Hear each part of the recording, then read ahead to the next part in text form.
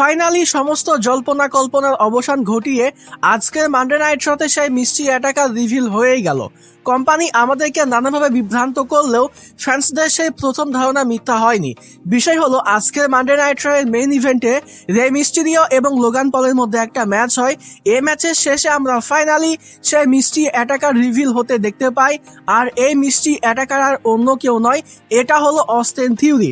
Company আমাদেরকে নানা সময় নানা সুপারস্টারকে দেখিয়ে বিভ্রান্ত করেছে, তবে ফাইনালি আজকের মানডে নাইট শোতে মিস্ট্রি অ্যাটাকার হিসেবে অস্টিন থিওরিকেই রিভিল করেছে, যে কিনা সেই প্রথম ওয়ার গেমস ম্যাচের মধ্যে এসে সিএম পাঙ্কের উপরে অ্যাটাক করেছিল।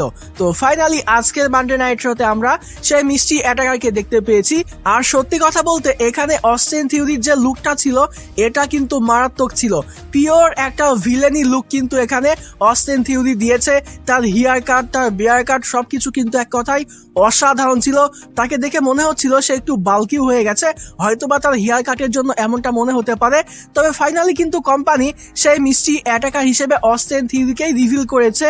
তো যেহেতু অস্টিন থিওরিকেই কোম্পানি রিভিল করেছে, তার মানে ডেফিনেটলি কোম্পানি অস্টিন থিওরিকে নিয়ে ভালো কিছুই পরিকল্পনা করতেছে। আমরা ফিউচারে গিয়ে অস্টিন থিওরিকে নিয়ে ভালো কিছুই দেখতে পাবো। এখন প্রশ্ন হলো, অস্টিন থিওরি কি আগে থেকেই দ্য ভিশনের সঙ্গে যুক্ত ছিল, নাকি তাকে নতুন করে যুক্ত করা হবে, নাকি সে একাই কাজ করবে, কেন সে সেথ রলিন্সের মতো করে সে স্টর্ম করলো? তো এ সকল প্রশ্নের উত্তর আমরা খুব শীঘ্রই জানতে পারবো। আর এ সকল প্রশ্নের উত্তর জানতে অবশ্যই এই ভিডিওতে লাইক দিয়ে চ্যানেলটি সাবস্ক্রাইব করে আমাদের সঙ্গেই থাকতে হবে।